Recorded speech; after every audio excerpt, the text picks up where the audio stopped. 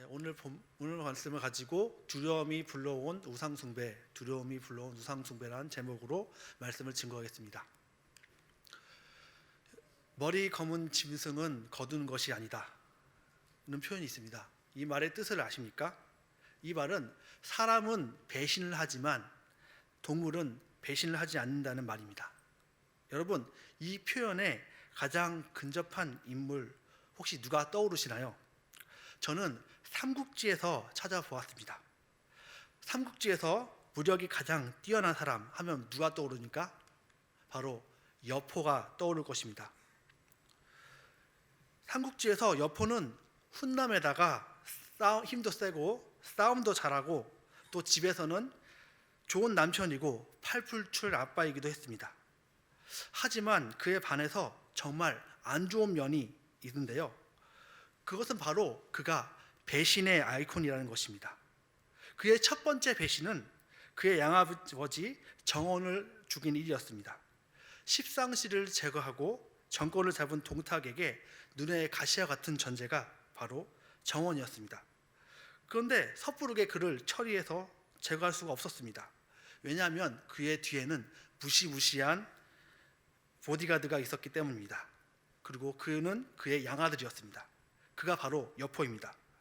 그를 제거하려 했지만 그럴 수 없자 모략을 써서 그를 스카우트합니다.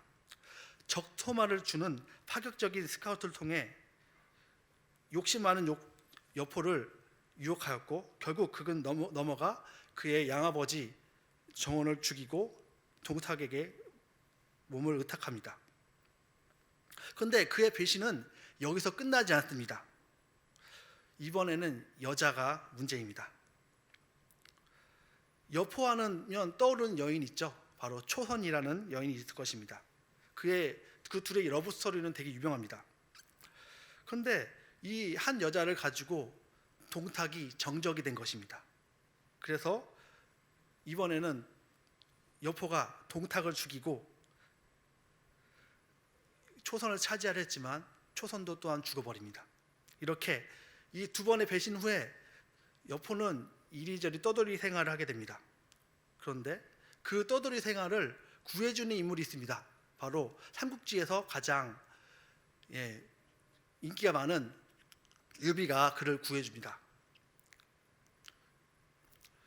유비가 서주 태수로 부임하고 그의 자리를 잡아갈 무렵에 유비는 여포를 불쌍히 여겼고 그를 자신에게 속한 소패성에서 살게 은혜를 베풉니다. 근데 그렇게 은혜를 베풀었는데도 불구하고 여포는 여기서 또 배신을 하게 됩니다. 유비가 원소와 싸움을 하기 위해서 나간 사이에 그 서주성의 수도였던 합의성을 차지해버립니다. 그리고 유비는 갈 곳이 없어져 버렸습니다. 이렇게 여러 가지 배신을 하게 된 여포는 결국 그 끝을 죽음으로 맞이하게 됩니다. 조조와의 전쟁을 통해서 조조에게 사로잡혔고 그는 결국 목숨을 잃게 되는데요. 조조에게 잡힌 여포가 죽기 전에 조조에게 이런 제안을 합니다. 내가 기병대를 이기고 당신이 보병대를 이긴다면 천하를 접수할 수 있을 것입니다. 이렇게 말했는데 조조는 그를 믿지 못하고 결국 그를 죽여버리고 맙니다. 여러분, 이런 여포와 같은 사람 사자성어로 뭐라 부르죠? 배은망덕한 사람이라고 부를 것입니다. 그런데 오늘 우리가 본 본문 말씀에 이스라엘도 딱 그렇습니다. 사실 출애굽 사건은 기적의 연속이었습니다. 완악한 마음에 바로 왕에게 하나님이 10가지 재앙을 보내셨고 결국 그는 굴복하여서 하나님의 백성 이스라엘을 내어보냅니다. 400년간의 종살이를 뒤로하고 애굽에서 나오는 날은 이스라엘에게는 큰 승리의 날이었습니다. 낮에는 구름 기둥으로 밤에는 불기둥으로 갈 길을 인도받았습니다. 백성들이 홍해에 근접했을 때 정신을 차린 애굽 왕은 그들을 바짝 쫓아옵니다. 그러자 하나님은 구름 기둥으로 그들을 혼란케 하였고 밤새도록 바람을 불게 하셔서 바다 한가운데에 길을 내셨습니다. 그래서 이스라엘은 홍해를 건너갔고 애굽은 군대는 거기서 완전히 진멸당했습니다. 그렇게 이스라엘은 절체절명의 위기에서 벗어났습니다. 그리고 승리의 찬양도 불렀습니다. 하지만 그들의 찬양은 그리 오래가지 않았습니다. 왜냐하면 광야라는 곳이 생활을 하기에 녹록하지 않은 곳이기 때문입니다. 광야에는 원래 물이 귀한 곳입니다. 광야라는 말 자체가 비어있는 들이라는 의미입니다. 먹을 것도 마실 것도 모두 다 부족한 곳이 바로 광야입니다.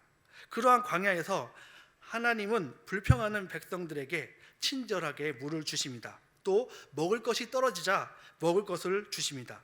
전에도 없었고 후에도 다시 먹어보지 못할 만나라는 것을 주셨습니다. 또 메추라기를 보내셔서 단백질을 보충해 주셨습니다. 그렇게 그들은 첫 번째 목적지인 시내 광야에 무사하게 도착하게 되었습니다. 19장 1절입니다.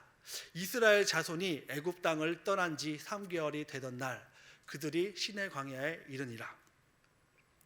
그렇게 3개월여의 이동이 끝나고 시내산에 이르렀습니다.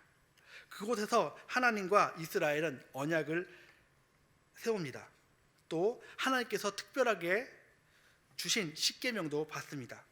그리고 모세는 십계명 두 돌판을 받기 위해서 시내산으로 올라갑니다. 그런데 여러분, 이 십계명 돌판을 왜 받으러 가야 했을까요? 이 돌판은 일종의 계약서입니다. 그래서 두 개로 만들어졌습니다. 각 돌판에는 똑같은 내용이 기록되어 있었습니다. 그리고 이 돌판은 하나님께서 친히 깎아서 새기신 돌판이었습니다. 모세는 그것을 주실 때 금식하며 기도함으로 기다렸습니다. 그렇게 하나님과의 시간을 보내고 있는데 그 시간이 사람들에게 그 모세를 기다렸던 사람들에게 길었던 것 같습니다. 하나님 입장에서는 굉장히 찰나의 짧은 시간이었지만 말입니다. 그들에게 길었던 이 시간은 사람들을 불안하게 만들었습니다. 1절입니다. 백성이 모세가 산에서 내려옴을 이 더딤을 보고, 본문은 백성이 더딤을 보았다고 말합니다. 모세의 한 달 이상 내려오지 않는 상황과 하나님의 침묵하심은 사람들을 요동시켰습니다. 그러한 사람들의 생각은 이어지는 본문에서 드러납니다. 모세 곧 우리를 애굽 땅에서 인도하여 낸 사람은 어찌 되었는지 알지 못함이니라. 그 백성들이 보기에 모세는 분명 잘못되었다 판단되었습니다. 최악의 상황으로 죽음을 상상하였습니다. 아까 말했듯이 광야란 곳은 물도 부족한 곳입니다. 먹을 것이 부족한 곳입니다. 그래서 언제 죽어도 이상할 것이 없는 곳이 바로 광야입니다. 그러한 곳에서 하나님의 능력의 통로였던 모세가 보이지 않는 시간이 지속되었습니다. 그리고 이 시간은 이들을 두렵게 만들기에 충분한 시간이었습니다. 조급해진 군중들이 참지 못합니다. 그렇게 자신들의 요구를 모아 아론에게로 갑니다. 모여 백성들이 아론에게 이르러 말하되 일어나라, 우리를 위하여 우리를 인도하여 낼 신을 만들라. 그들은 아론에게 이렇게 기다리지만 말자고 일어나라고 말합니다. 모세를 대체할 무언가를 만들 것을 요구합니다. 바로 인도하여 낼 신을 만들라고 말합니다. 이들이 이렇게 불안해진 이유는 바로 그동안 그들에게 신처럼 보였던 모세가 사라졌기 때문입니다. 그동안 그들을 인도했고 또 불평에 반응해 주었던 모세는 하나님의 종이었습니다. 하지만 백성들에게는 신과 같은 존재로 보였습니다. 이러한 요구를 해온 백성들에게 아론은 어떻게 반응하였습니까? 아론은 그들의 요구를 들어주기로 결심합니다. 왜냐하면 그도 똑같이 두려웠기 때문입니다. 사랑하는 성도 여러분, 이스라엘 백성들의 이 행동 어떻게 보이십니까? 이들의 상황이 아무리 위기 상황이라고 생각되는 상황이지만 이들의 행동이 정당해 보이십니까? 이들은 무엇을 해야 했을까요? 지금 모세의 생사가 불분명하고 이들이 처한 상황이 위기라면 당연히 이들은 하나님께 부르짖어야 맞았습니다. 그러나 그들에게는 하나님보다 이 상황이 더 커 보였듯 보입니다. 성도 여러분, 사람들은 누구나 두려움에 빠집니다. 아브라함도, 이삭도, 야곱도, 다윗도, 모든 신앙의 위인들도 다 두려움에 빠졌었습니다. 우리도 두려움에 빠집니다. 저도 두려움에 빠집니다. 그런데 이 두려움은 어디서 비롯된 두려움일까요? 바로 부족함 때문에 발생합니다. 원래 채워져야 했던 부분이 비어있기 때문에 우리는 불안하게 됩니다. 죄가 시작하는 시점으로 돌아가 보겠습니다. 하와가 사단의 속임으로 하나님의 법을 어겼습니다. 그래서 죄가 사람에게 들어오게 되었습니다. 그러자 눈이 밝아져 하나님이 아닌 물질 세계를 먼저 보게 됩니다. 그리고 자신이 벌거벗었음을 알게 되었습니다. 그리고 자신을 가리기 위해 나뭇잎을 사용하게 됩니다. 이후에 하나님이 나타나셨고 사람은 숨어버립니다. 하나님께서 이렇게 물으십니다. 아담아, 네가 어디 있느냐? 이 물음에 아담은 두려워서 숨었다고 대답합니다. 그런데 이 아담이 어디 있어야 했을까요? 바로 하나님 곁에 있어야 했습니다. 하나님 곁에 있지 않았기 때문에 아담은 두려워졌던 것입니다.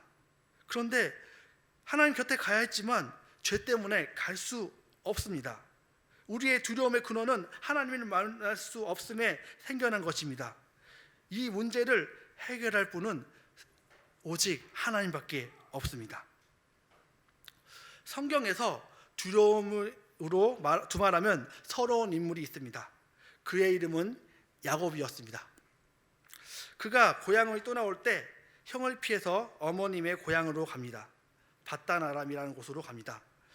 왜냐하면 형의 장자권과 축복을 빼앗음으로 형의 미움을 샀기 때문입니다.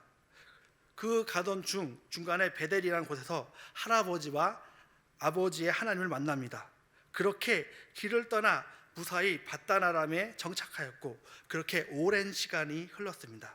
그런데 하나님께서 베델에서 만난 그 하나님께서 다시 야곱에게 고향으로 돌아가라 하십니다. 하지만 고향에는 자신이 두려워하는 그 존재가 있습니다. 그의 형이 있었습니다. 그는 가는 도중에 온갖 방법을 동원해서 자신의 두려움을 해결하려고 했지만 소용이 없었습니다. 그렇게 모든 가족을 먼저 보낸 야곱은 야복 강가에서 어떤 사람을 만나 밤새도록 씨름을 합니다. 그 만난 사람이 어떤 모습이었는지는 알 수 없지만 나중에 야곱이 자신이 하나님과 대면하였다고 말합니다. 하나님의 사랑과의 씨름을 통해 그의 환대뼈가 위골돼 버립니다. 그리고 그는 모든 힘을 잃어버렸습니다. 그런데 힘을 잃자 놀라운 일이 발생합니다. 그가 더 이상 두렵지 않게 된 것입니다. 하나님의 사람은 그에게 이스라엘이라는 새로운 이름도 주셨습니다. 그는 그렇게 하나님을 믿음으로 당당하게 형에게로 다가갔습니다. 비록 위골된 환도뼈로 인해서 다리를 절었지만 말입니다. 그런데 형을 바라본 순간 그는 놀라운 고백을 하게 됩니다. 그 고백이 아부로 보일 수도 있지만 저는 그 고백이 진짜였다고 생각합니다. 형님의 얼굴을 보니 하나님의 얼굴을 보는 것 같습니다. 하나님은 그와 함께 하셨고 그의 눈은 자신의 형을 속에 있는 하나님의 형상을 보게 하셨습니다. 여러분, 두려움은 하나님만이 해결해 주십니다. 믿으십니까? 아멘. 다시 본문으로 돌아가겠습니다. 이스라엘 백성들은 자신의 선조였던 야곱과는 다른 선택을 합니다. 안타깝게도 우상 숭배라는 잘못된 길을 선택합니다. 그렇게 자신들의 모든 필요를 채워줄 신을 만들기 시작합니다. 우상을 만들려면 먼저 재료가 필요하겠죠. 그래서 아론은 이렇게 명령합니다. 아론이 그들에게 이르되 너희의 아내와 자녀의 귀에서 금고리를 빼어내어 내게로 가져오라. 모든 백성이 그 귀에서 금고리를 빼어 아론에게로 가져가매 이 세상에서 가장 귀한 금속은 금입니다. 왜냐하면 그 금이라는 것은 영원성을 상징하기 때문입니다. 특히 아론은 이스라엘 백성의 모든 귀고리를 가져오라고 합니다. 그렇게 금을 모아서 성형할 틀을 만들고 금을 녹여서 금송아지를 만들었습니다. 그런데 사람들이 왜 하필 송아지 모양으로 우상을 부어 만들었을까요? 이는 당시 시대 상황과 관련이 있는데 고대 사회에서는 소가 신성시 되었다고 합니다. 농사를 도와주고 그들의 생명을 연장시켜주는 소가 고마웠을 것입니다. 그리고 이 소의 뿔도 신성시 되었는데요, 소와의 뿔과 뿔 사이에 신적인 존재가 임재한다고 믿었습니다. 그렇게 만들어진 금송아지를 향해 아론은 이렇게 말했습니다. 그들의 말하되 이스라엘아, 이는 너희를 애굽 땅에서 인도하여 낸 너희 신이라 하는지라. 이렇게 우상이 만들어졌습니다. 그리고 그 우상을 하나님이라고 말합니다. 이어서 아론은 제단을 쌓고 여호와의 절기를 선포하며 내일 제사가 있을 것을 선언하였습니다. 그리고 제사 당일날 제사가 진행됩니다. 6절입니다. 이튿날 그들이 일찍 일어나 번제를 드리며 화목제를 드리고 백성이 앉아서 먹고 마시며 일어나서 뛰놀더라. 백성들은 번제를 드렸고 화목제를 드렸습니다. 번제는 제물 전체를 태우기 때문에 먹을 것이 남지 않습니다. 그러나 화목제는 제사의 특성상 함께 먹을 고기가 나옵니다. 백성들은 그들이 만든 신 앞에서 먹고 마시며 뛰놀았습니다. 그런데 여러분, 이 번제와 화목제 누구를 위한 제사입니까? 이 예배에 가장 중요한 분이 빠져 있습니다. 그들은 하나님이 없는 제사, 하나님 없는 예배를 드렸습니다. 이러한 우상 숭배는 감찰하시는 하나님의 눈에 발각되어 모세에게 전달되었습니다. 8절입니다. 함께 읽겠습니다. 시작. 그들이 내가 그들에게 명령한 길에 속히 떠나 자기를 위하여 송아지를 부어 만들고 그것을 예배하다가 그것에게 제물을 드리며 말하기를 이스라엘아, 이는 너희를 애굽 땅에서 인도하여 낸 너희 신이라 하였도다.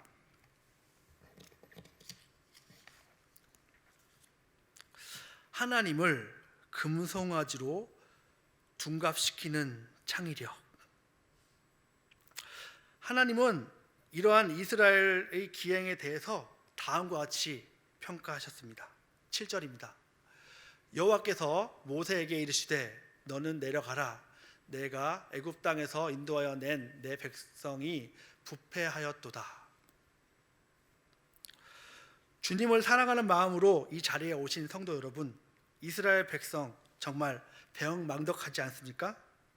만약 여러분이 하나님의 입장이라면 어떻겠습니까? 정말 기분 나쁠 것 같지 않습니까? 제가 이 본문으로 유치부 아이들 앞에서 메시지를 전했는데요, 먼저 이렇게 물어보았습니다. 여러분에게 가장 소중한 친구가 누구냐고요? 그러자 오늘 수요예배에 참석한 저 2층에 있는 예승이가 이렇게 답해 주었습니다. 도윤이요.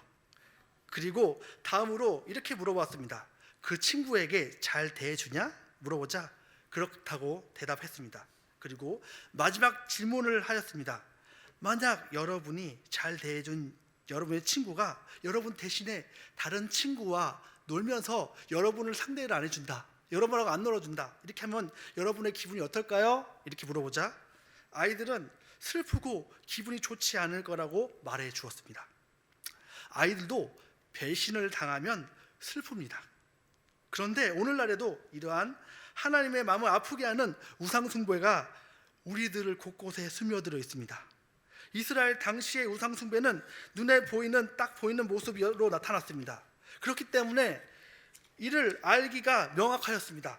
그러나 시대가 많이 흐른 지금 좀 더 알기 어렵고 복잡한 모습으로 바뀌어 있습니다.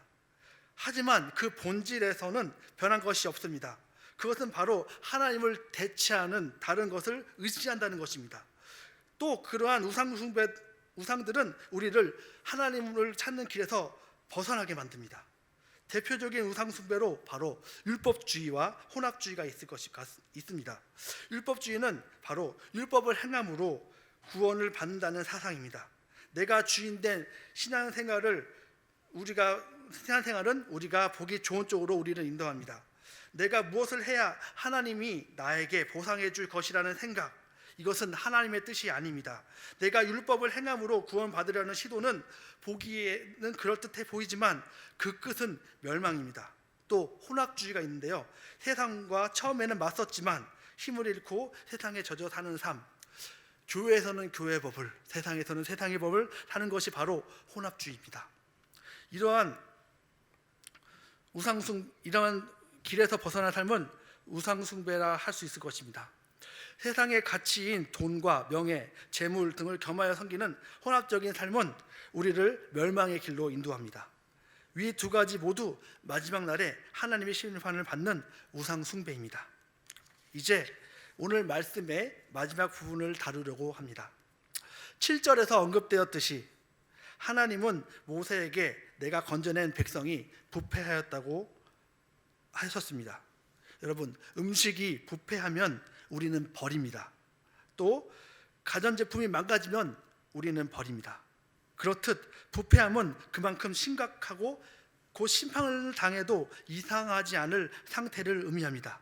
그런데 하나님은 결국 이들을 심판하지 않으셨습니다. 어떻게 이스라엘은 심판을 피할 수 있었을까요? 오늘 말씀 9절과 10절에서는 하나님이 자신이 또 다른 계획을 모세에게 말씀하십니다. 여호와께서 또 모세에게 이르시되 내가 이 백성을 보니 목이 뻣뻣한 백성이로다. 하나님은 이스라엘 백성이 가망 없는 상태를 평가하십니다.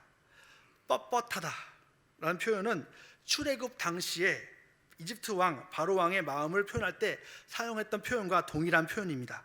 이스라엘의 백성들의 마음이 강팍함을 묘사한 표현입니다.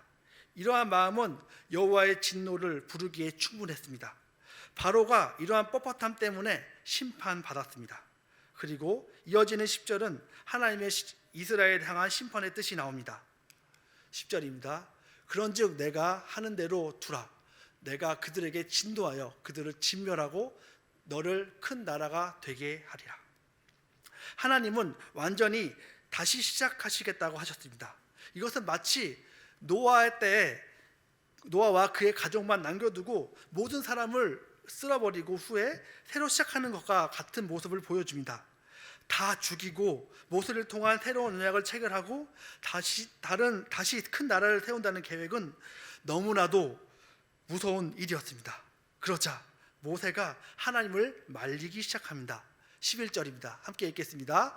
모세가 그의 하나님 여호와께 구하여 이르되 여호와여 어찌하여 그 큰 권능과 강한 손으로 애굽 땅에서 인도하여 내신 주의 백성에게 진노하시나이까. 본격적으로 모세는 설득을 시작합니다. 먼저 하나님께서 큰 권능으로과 강한 손으로 구해내신 백성임을 강조합니다. 그리고 그 백성이 바로 하나님의 백성이라고 말합니다. 모세는 하나님의 백성에게 진노하는 것이 선하지 못함을 주장합니다. 그리고 이어지는 12절에서 애굽 사람들이 하나님의 이름을 비난할 것을 염려하기 때문에 불가하다고 주장합니다. 12절 말씀 함께 읽겠습니다. 어찌하여 애굽 사람들이 이르기를 여호와가 자기의 백성을 산에서 죽이고 지면에서 진멸하려는 악한 의도로 인도하내었다고 말하게 하시려 하나이까. 주의 맹렬한 노를 그치고 뜻을 돌이키사 주의 백성에게 이 화를 내리지 마옵소서. 그리고 이제 이 두 가지 얘기를 한 후에 마지막으로 모세는 세 번째 카드를 선보입니다. 이 주장은 다른 주장들보다 훨씬 더 강력합니다. 그가 내민 카드는 바로 그들의 선조의 언약이었습니다. 아브라함과 이삭과 야곱이 함께 세운 언약으로 하나님을 설득합니다. 함께 읽겠습니다. 시작. 주의 종 아브라함과 이삭과 이스라엘을 기억하소서. 주께서 그들을 위하여 주를 가리켜 맹세하여 이르시기를 내가 너희 자손을 하늘의 별처럼 많게 하고 내가 허락한 이 온 땅을 너희의 자손에게 주어 영원한 기업이 되게 하리라 하셨나이다. 만약 하나님께서 이 언약을 무시하고 심판을 시행하셨다면 하나님은 신실하지 않으신 분이 됩니다. 위 세 가지 근거를 들어 모세가 간구하자 하나님은 그 뜻을 돌이키십니다. 14절입니다. 여호와께서 뜻을 돌이키사 말씀하신 화를 그 백성에게서 내지 아니하시니라. 사랑하는 성도 여러분, 이스라엘은 결국 화를 면하게 되었습니다. 하나님은 참으로 지혜로운 중보자를 곁에 두셨고 그것은 이스라엘로서도 참으로 다행스러운 일이었습니다. 제가 본문을 준비하던 중 솔직히 줄기가 잡히지 않아 굉장히 힘들었습니다. 그런데 제 눈에 딱 들어오는 단어가 있었습니다. 바로 언약입니다. 13절에 모세가 하나님께 붙들고 기도했던 아브라함과 이삭과 야곱의 언약은 하나님께서 하신 약속이었습니다. 솔직히 11절과 12절의 주장도 설득력이 있을 것입니다. 하지만 그것만으로는 무언가 부족해 보였습니다. 여러분, 하나님은 말씀하시고 성취하시는 하나님이십니다.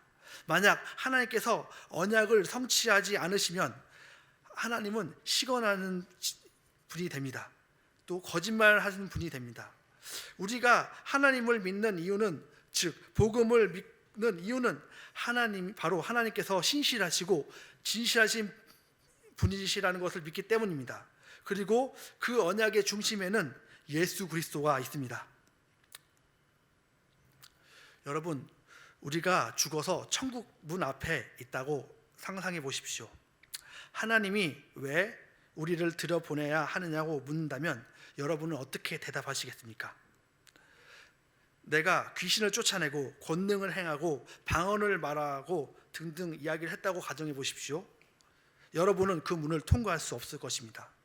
또 내가 돈을 많이 벌고 사회에서 잘 나간 CEO였고 또 많은 선행을 행하였습니다. 이렇게 말한다고 가정해 보십시오. 그렇다면 여러분은 그 문을 통과할 수 없었을 것입니다. 그렇다면 정답은 무엇일까요? 하나님, 제가 죽으시고 부활하신 예수 그리스도께서 세우신 새 언약, 그 언약을 믿음으로 하나님께 구합니다. 하나님 제발 들여보내주세요 라고 대답하신다면 여러분은 통과할 수 있을 것입니다. 왜냐하면 하나님은 그의 약속을 반드시 지키시는 분이기 때문입니다. 이제 말씀을 맺으려고 합니다. 언제나 충만한 공급이 있을 것 같았던 이스라엘에게 모세의 부재가 찾아왔고 그들은 두려워졌습니다. 두려움은 모두에게 찾아올 수 있고 이러한 두려움은 하나님만이 해결해 주실 수 있습니다. 하지만 이스라엘은 다른 방법을 선택하였고 위기에 처했습니다. 절체절명의 위기의 순간 하나님은 그의 종에게 언약을 붙들어야 한다는 지혜를 주셨습니다. 모두가 빠질 수 있는 두려움의 순간 하나님의 말씀이 해결책입니다. 하나님의 말씀 속에 수많은 그분의 약속이 있고 우리는 그 약속을 통해서 그분에게 구할 수 있습니다. 그리고 그 약속의 중심에는 바로 예수 그리스도가 있습니다. 두려움과 우상숭배로 인한 심판 모두 예수 그리스도가 해답입니다. 여러분, 지금 이 시간에도 두려움 속에 살아가고 있으면서 잘못된 방법으로 그들의 인생을 살아가는 아직 예수님을 믿지 못한 수많은 영혼들이 밖에 있습니다.